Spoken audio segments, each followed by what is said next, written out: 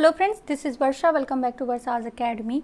CTET NCERT class 8th की history में आज चैप्टर 3 है जिसका नाम है ग्रामीण क्षेत्र पर शासन चलाना। अभी तक आपने मेन क्षेत्र के बारे में तो पढ़ा ही था कि किस तरह राजा महाराजा अपने साम्राज्य का विस्तार करते चले जाते हैं।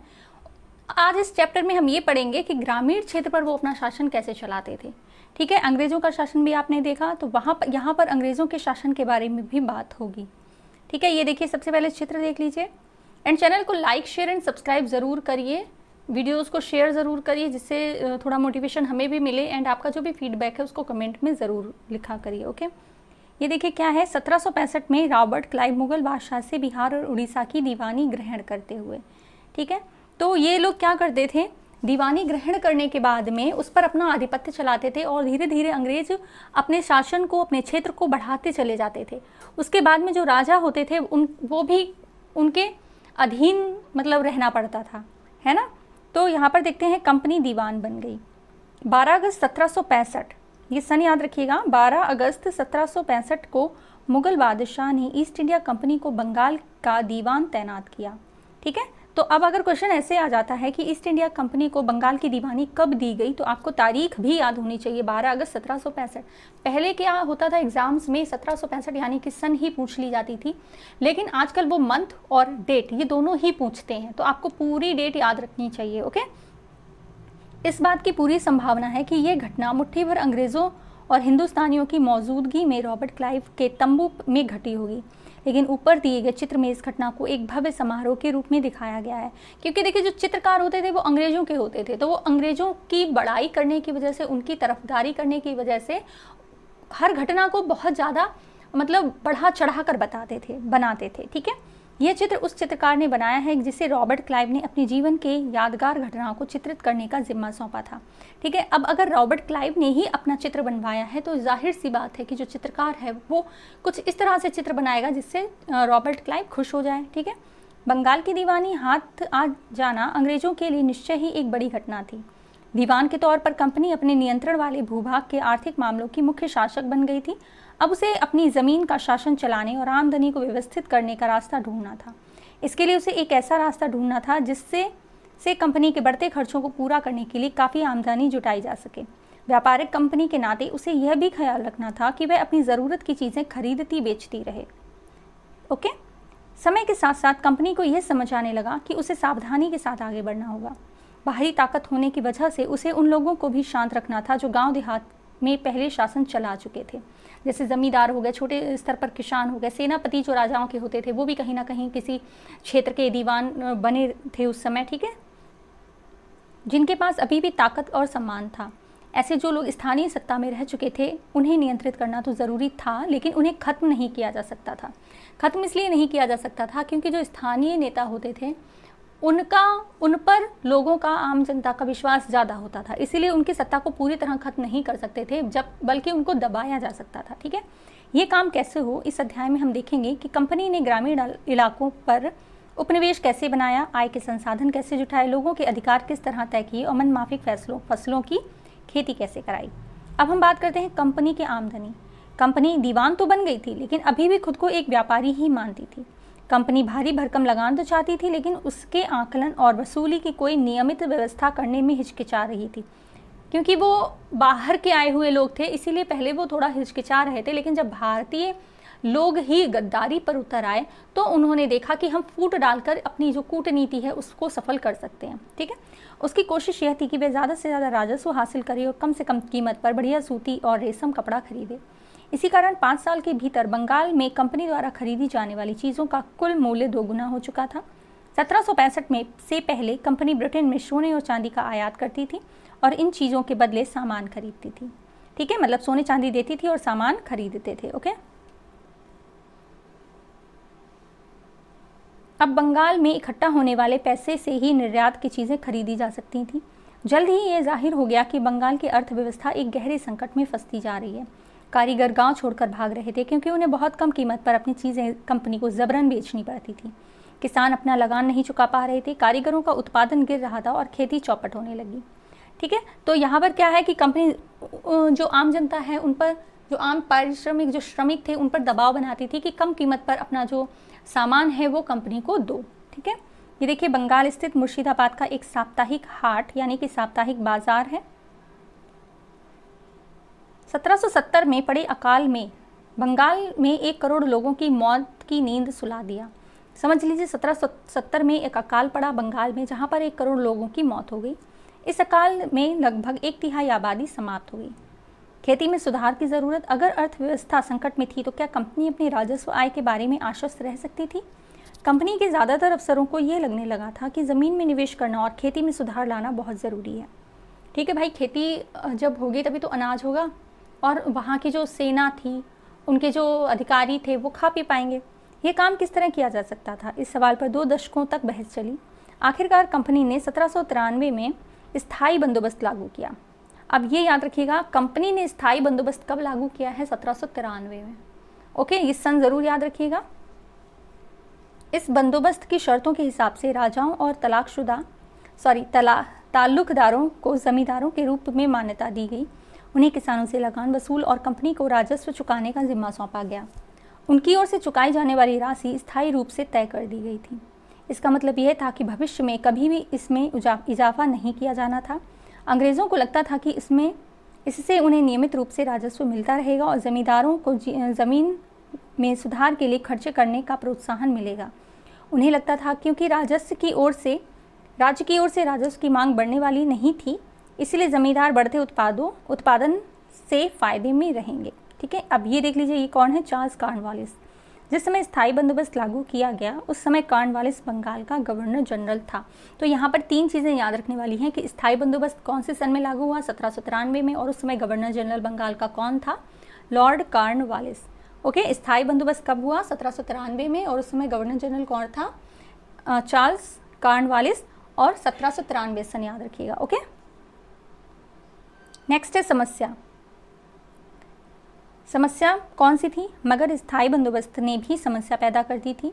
कंपनी के अफसरों ने पाया कि अभी भी जमींदार ज़मीन के सुधार के लिए खर्चा नहीं कर रहे थे। असल में कंपनी ने जो राजस्व तय किया था वह इतना ज़्यादा था कि उसे चुकाने में ज़मींदारों को भारी परेशानी हो रही थी। जो ज़मींदार राजस्व चुकाने में विफल हो जाता था उसका ज़मींदारी छीन ली जाती थी। बहुत सारी ज़मींदारियों को अब कंपनी बाकायदा नीलाम कर चुकी थी।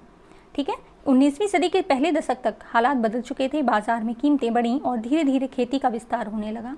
इससे ज़मींदारों की आमदनी में तो सुधार आया, लेकिन कंपनी को कोई फ़ायदा नहीं हुआ क्योंकि कंपनी तो हमेशा के लिए राजस्व तय कर चुकी थी। अब वह राजस्व में वृद्धि नहीं कर सकती थी। लेकिन ज़मींदारों को अभी भी ज़मीन की बेहतरी में कोई दिलचस्पी नहीं थी। उनमें से कुछ तो बंदोबस्त के शुरुआती मामलों में ही अपनी ज़मीन गंवा चुके थे। जो बचे रह गए थे उन्हें भी बिना परेशानी और निवेश का खतरा उठाए रहना था। अब ये देख लेते हैं बंगाल के रैयतों पर कोलब्रुक का कथन। एक कोलब्रुक हैं, ये कौन है वो भी देख लेते हैं। बंगाल के बहुत सारे गांवों में कई ताकतवर रैयत खुद खेती नहीं करते थे। वे औरों को पट्टे पर ज़मीन दे देते थे। मतलब उनकी ज़मीन बहुत ज़्यादा होती थी तो वो क्या करते थे? औरों को ज़मीन किराए पर पट्टे पर दे देते थे और उनसे भारी लगान वसूल करते थे। 1860 में H.T. कोलब्रुक ने इन काश्तकारों की स्थिति इन शब्दों में बयान की। तो क्या शब्द रहे हैं इनके वो देख लेते हैं। बटाई की भारी शर्तों और मवेशियों बीज आजीविका व कर्जों के बदले बेगारी से दबे ये काश्तकार खुद को कर्ज से कभी बाहर नहीं निकाल सकते। जब उन्हें जीने को भी पूरा नहीं मिलता तो ऐसे भयानक हालात में वे दिल लगाकर काम कैसे कर सकते? ना ही उन्हें अपनी हालात सुधारने की कोई उम्मीद दिखाई देती। ठीक है, तो इतना आपने यहाँ पर देखा। नेक्स्ट है, आमदनी की उम्मीद दिखाई दे रही थी। जब तक ज़मींदार किसानों को ज़मीन देकर उनसे लगान वसूल सकते थे उन्हें ज़मीन में सुधार की परवाह नहीं थी। दूसरी तरफ गांव में किसानों की यह व्यवस्था बहुत दमनकारी दिखाई दी। किसान को जो लगान चुकाना था वह बहुत ज़्यादा था और ज़मीन पर उसका अधिकार सुरक्षित नहीं था। लगान चुकाने के लिए अक्सर महाजन से कर्जा लेना पड़ता था। अगर वह लगान नहीं चुका पाता था तो उसे पुश्तैनी ज़मीन से बेदखल कर दिया जाता था। ठीक है, तो देख लीजिए आप कितनी उस समय क्या स्थिति रही। ठीक है, एक नई व्यवस्था।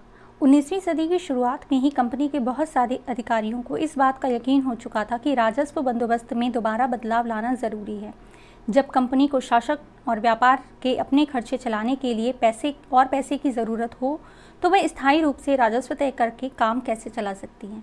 बंगाल प्रेसिडेंसी में के उत्तर पश्चिमी प्रांतों, इस इलाके का ज़्यादातर हिस्सा अब उत्तर प्रदेश में है। ठीक है, बंगाल प्रेसिडेंसी के उत्तर पश्चिमी के जो प्रांत हैं वो अब कहाँ हैं? उत्तर प्रदेश में है। के लिए हेल्थ मैगजीन नामक अंग्रेज ने एक नई व्यवस्था तैयार की जिसे 1822 में लागू किया गया। मैकेंजी को विश्वास था कि उत्तर भारतीय समाज में गांव एक महत्वपूर्ण सामाजिक संस्था है और उसको बचाए रखना चाहिए।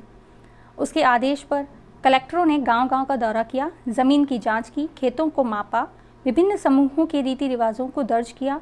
गांव में एक एक खेत के अनुमानित राजस्व को जोड़कर हर गांव या ग्राम समूह महाल से वसूल होने वाले राजस्व का हिसाब लगाया जाता था।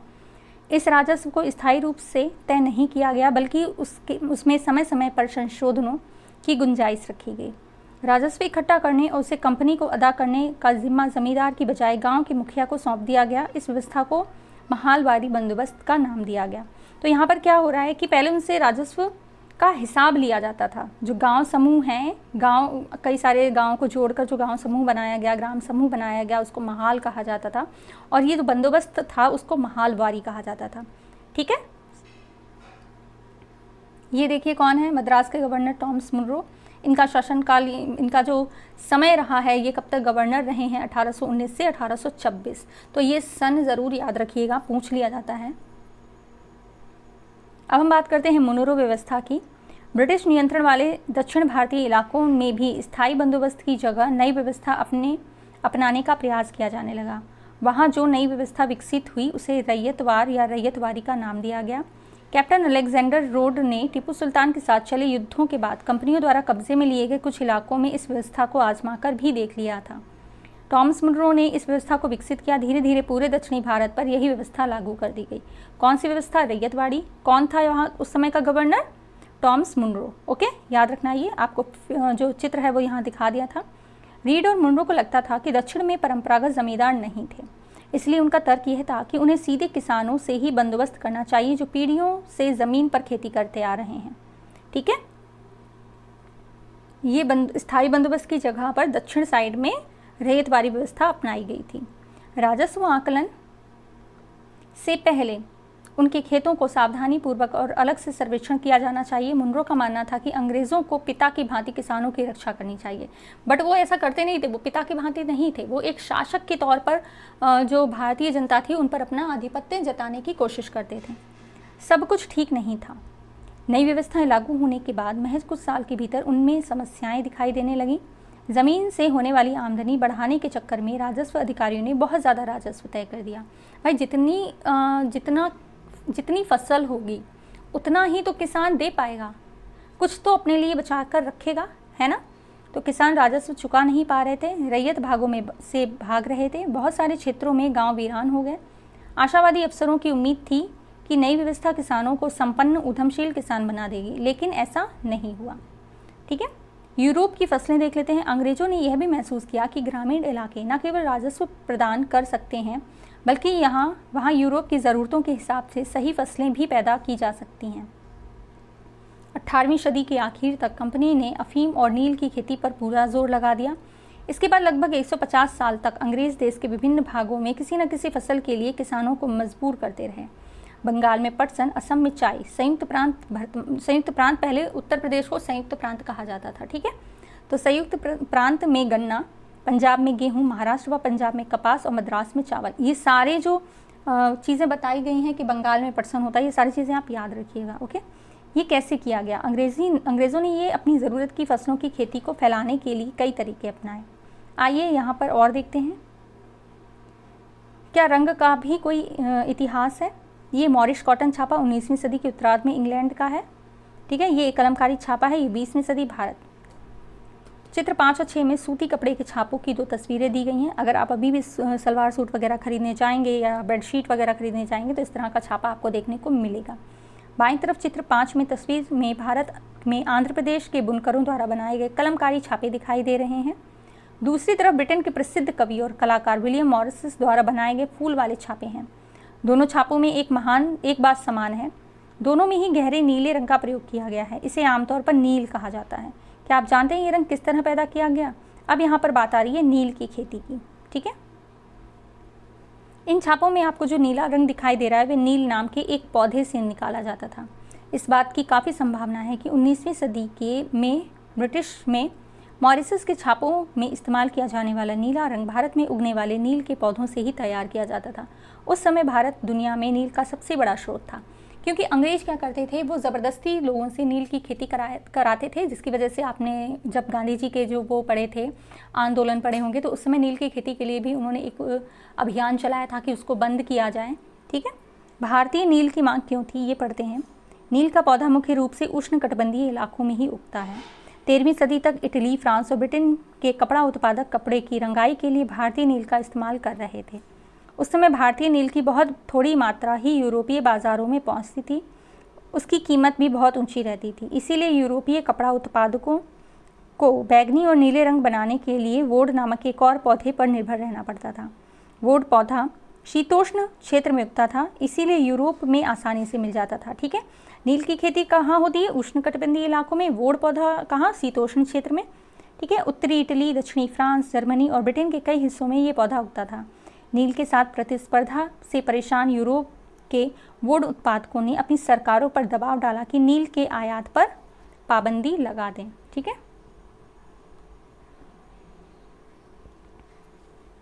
मगर कपड़े को रंगने वाले तो नील को ही पसंद करते थे। नील में बहुत चमकदार नीला रंग मिलता था, जबकि वोड से मिलने वाला रंग बेजान और फीका होता था। 17वीं सदी तक आते आते यूरोपीय कपड़ा उत्पादकों ने नील के आयात पर लगी पाबंदी में ढील देने के लिए अपनी सरकारों को राज़ी कर लिया। कैरिबियाई द्वीप समूह स्थित सेंट डोमिंगो में फ्रांसीसी, ब्राज़ील में पुर्तगाली, जैमेका में ब्रिटिश और वेनेजुला में स्पेनिश लोग नील की खेती करने लगे। उत्तरी अमेरिका में भी बहुत सारे भागों में नील के बागवान सामने आए। बागान को आप जानते हैं ना, एक विशाल खेत जिसमें किसी चीज़ की खेती की जाए। 18वीं शताब्दी के आखिर तक भारतीय नील की मांग और बढ़ गई। ब्रिटेन में औद्योगिकीकरण का युग शुरू हो चुका था और उसके कपास उत्पादन में भारी इजाफा हुआ। अब कपड़ों की रंगाई की मांग और तेज़ी से बढ़ने लगी। जब नील की मांग बढ़ी, उसी दौरान वेस्ट इंडीज़ और अमेरिका से मिलने वाली आपूर्ति अनेक कारणों से बंद हो गई।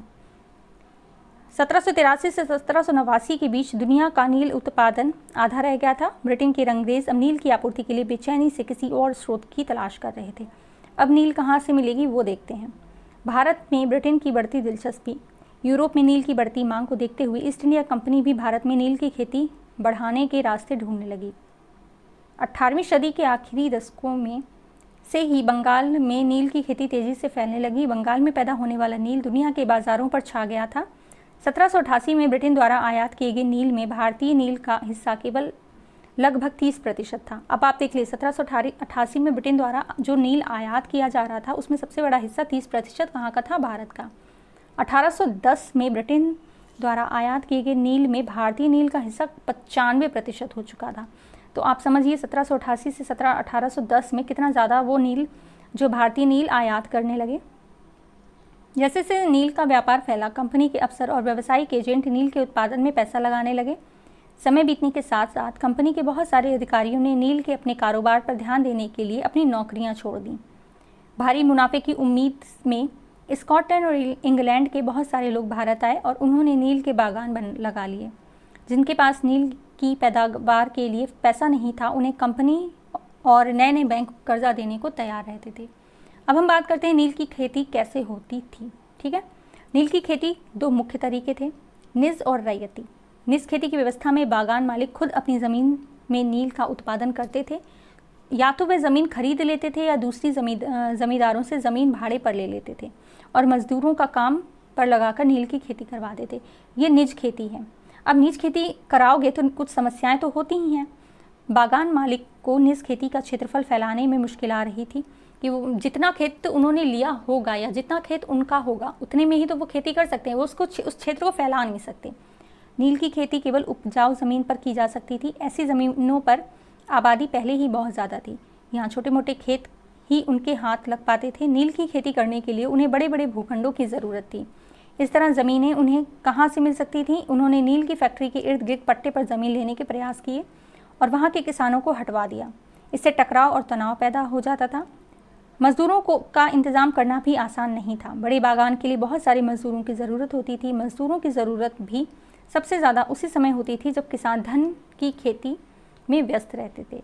धन मतलब धान है यहाँ पर, ओके। जब किसान धान की खेती में व्यस्त होते थे उस समय मज़दूर कम मिलते थे, क्योंकि धान में भी बहुत ज़्यादा मज़दूर चाहिए होते थे।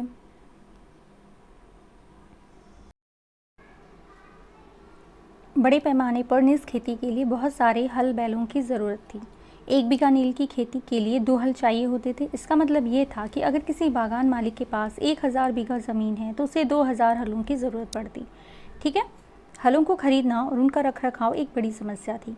किसानों से भी हल नहीं मिल सकते थे, उन्हें अपने लिए ही इन चीज़ों की ज़रूरत होती थी। जिस समय नील उत्पादकों को ज़रूरत होती थी, उसी समय किसानों के हल बैल भी चावल के खेतों में व्यस्त रहते थे।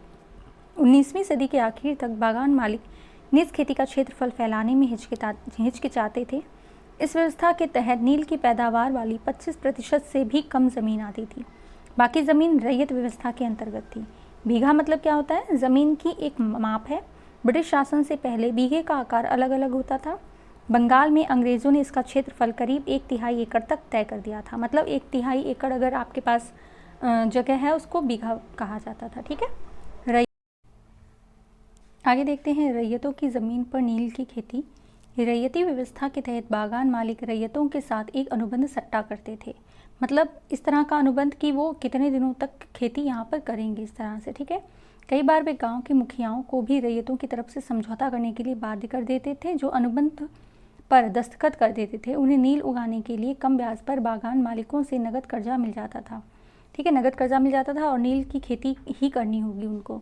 कर्जा लेने वाले रैयत को अपनी कम से कम 25% ज़मीन पर नील की खेती करनी होती थी। ठीक है, मतलब जितनी ज़मीन उनकी है उसमें से 25% पर उनको नील की खेती करनी ही होगी। बागान मालिक बीज और उपकरण मुहैया कराते थे, जबकि मिट्टी को तैयार करने, बीज बोने और फसल की देखभाल का जिम्मा काश्तकारों के ऊपर रहता था। ये देख लीजिए, 19वीं सदी की शुरुआत में बंगाल के मजदूर नील की खेती करते हुए जब कटाई के बाद फसल बागान मालिकों को सौंप दी जाती थी तो रैयत को नया कर्जा मिल जाता था और यही चक्र दोबारा शुरू हो जाता था। मतलब एक फसल होने के बाद में दूसरी फसल के लिए फिर से कर्जा मिल जाता था।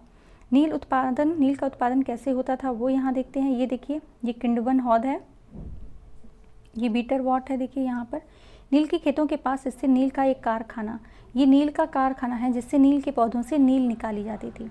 नील गांव आमतौर पर बागान मालिकों की फैक्ट्रियों के आसपास ही होते थे। कटाई के बाद नील के पौधों को कारखानों में स्थित बैटम यानी कि हौदा में पहुंचा दिया जाता था। रंग बनाने के लिए 3 या 4 कुंडों की ज़रूरत पड़ती थी। प्रत्येक हौद का अलग काम था। नील के पौधों से पत्तियों को तोड़कर पहले एक कुंड में गर्म पानी में कई घंटों तक डुबोया जाता था। इस हौद को किंडवन या स्टीपर कुंड कहा जाता था। जब पौधे किंडवित हो जाते थे तो द्रव में बुलबुले उठने लगते थे। एक सड़ी हुई पत्तियों को निकाल दिया जाता था और द्रव को एक हौद में छान लिया जाता था। दूसरे हौद पहले हौद से ठीक नीचे होता था। ठीक है, तो ये यहाँ पर किस तरह नील के पौधे से नील निकाली जाएगी वो यहाँ पर बता रहे हैं। दूसरे हौद बीटर बॉट में इसे घोल को लगातार हिलाया जाता था और पैडलों से खंगाला जाता था। जब ये द्रव्य हरा और उसके बाद नीला हो जाता था तो हौद में चूने का पानी डाल दिया जाता था। धीरे धीरे नील पपड़ियाँ नीचे जम जाती थीं और ऊपर साफ द्रव निकल आता था। द्रव को छान कर अलग कर लिया जाता था और नीचे जमी नील की गाद यानी कि नील की लुगदी को दूसरे कुंड निर्धारण कुंड में डाल दिया जाता था। इसके बाद उसे निचोड़ कर बिक्री के लिए सुखा दिया जाता था। तो इस तरह से नील की खेती होती थी और नील की खेती से किस तरह से जो नील प्राप्त की जाती थी वो पूरी विधि इन्होंने यहाँ पर बताई है। ओके, ये देखिए, औरतें नील के पौधों को ढोकर ले जाती हैं, वो सारी चीज़ें यहाँ पर दिखाई गई हैं। ठीक है, बिक्री के लिए नील तैयार। यहाँ ये उत्पादन की आखिरी अवस्था को देख सकते हैं। दबाकर सांचों में डाल दी गई नील की लुगदी को काटकर मजदूर उन पर मुहर लगा रहे हैं। पीछे वाले हिस्से में एक मजदूर इन टुकड़ों को सुखाने के लिए ले जा रहा है। तो ये आप देखिए, ये काट रहा है और ये क्या कर रहा है, मुहर लगा रहा है। जो किसान पहले इन कर्जों से बहुत आकर्षित थे उन्हें जल्द ही समझ में आ गया कि यह व्यवस्था कितनी कठोर है। उन्हें नील की जो कीमत मिलती है वह बहुत कम थी और कर्जों का सिलसिला कभी खत्म ही नहीं होता था। समस्याएं और भी थीं। बागान मालिक चाहते थे कि किसान अपने सबसे बढ़िया खेतों में ही नील की खेती करें, लेकिन नील के साथ परेशानी यह थी कि उनकी जड़ें बहुत गहरी होती थीं। वह मिट्टी की सारी ताकत खींच लेती थी। नील की कटाई के बाद वहाँ धान की खेती नहीं की जा सकती थी। मतलब ये है कि नील की खेती के बाद में जो ज़मीन की उर्वरता शक्ति थी वो कम हो जाती थी। उसके बाद कोई दूसरी फसल अच्छे से नहीं हो पाती थी। इस वजह से लोग, जो छोटे किसान थे, वो नील की खेती के लिए विरोध करते थे। ठीक है, इसी के साथ ही उपजा नील विद्रोह। मार्च 1859 में बंगाल के हज़ारों रैयतों ने नील की खेती से इनकार कर दिया। जैसे जैसे विद्रोह फैला, रैयतों ने बागान मालिकों को लगान चुकाने से भी इनकार कर दिया। वे तलवार, भाले और तीर कमान लेकर नील की फैक्ट्रियों पर हमला करने लगे। औरतें अपने बर्तन लेकर लड़ाई में कूद पड़ीं। बागान मालिकों के लिए काम करने वालों का सामाजिक बहिष्कार कर दिया गया। बागान मालिकों की तरफ से लगान वसूली के लिए आने वाले गुमशुदा एजेंटों की पिटाई की गई। रैयतों ने कसम खा ली कि ना तो वे नील की खेती के लिए कर्जा लेंगे और ना ही बागान मालिकों के लठियालों यानी कि लठियाधारी गुंडों से डरेंगे। मतलब अब किसान पूरी तरह नील का विद्रोह करने लगे और हर तरह से, जिस तरह से उनसे हो पा रहा था, वो उसका विरोध कर रहे थे। यहाँ तक कि औरतें भी इस लड़ाई में कूद गईं। नील के किसान चुप बैठने को तैयार नहीं थे। क्यों? उन्हें बगावत की ताकत कहाँ से मिली? इसमें कोई शक नहीं कि नील की खेती अत्यंत दमनात्मक थी, लेकिन जो लोग दबे होते थे वे हमेशा बगावत नहीं करते थे। ऐसा कभी कभी ही होता था। 1859 में नील रैयतों को लगा कि बागान मालिकों के खिलाफ बगावत में उन्हें स्थानीय जमींदारों और मुखियाओं का भी समर्थन मिल सकता है। बहुत सारे गांवों में जिन मुखियाओं से नील के अनुबंधों को ज़बरन दस्तखत कराए गए थे, उन्होंने ही नील के किसानों को इकट्ठा किया और लठियालों के साथ आमने सामने की लड़ाई लड़ी। ठीक है, कई सारे ऐसे भी लोग थे जो नील की, बड़े किसान भी ऐसे थे, ज़मींदार भी ऐसे थे जो नील की खेती का विरोध करते थे, क्योंकि उनको भी पता था कि इस तरह से नील की खेती करने से जो ज़मीन की शक्ति है वो ख़त्म हो रही है। ओके, ज़मींदार इस बात से परेशान थे कि बागान मालिकों की ताकत बढ़ती जा रही थी और बागान मालिक ज़बरन लंबे समय तक के लिए उनसे ज़मीन ले लेते थे। नील के किसानों को ये भी लग रहा था कि अंग्रेज़ी सरकार भी संघर्ष में उनका साथ देगी। 1857 की बगावत के बाद ब्रिटिश सरकार एक और व्यापक विद्रोह के खतरे से डरी हुई थी।